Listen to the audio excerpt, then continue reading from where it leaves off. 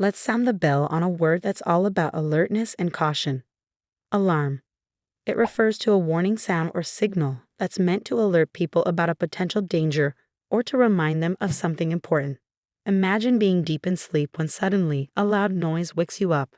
The alarm went off in the middle of the night, possibly to warn you of something or because it was mistakenly set.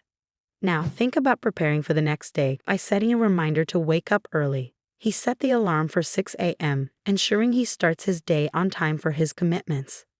Consider the importance of safety measures in buildings. The fire alarm is tested monthly, a routine check to ensure it's working properly in case of an emergency.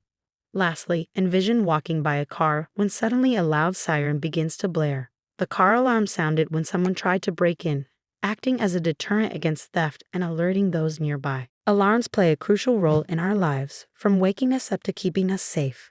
They're a call to action, asking us to pay attention and respond.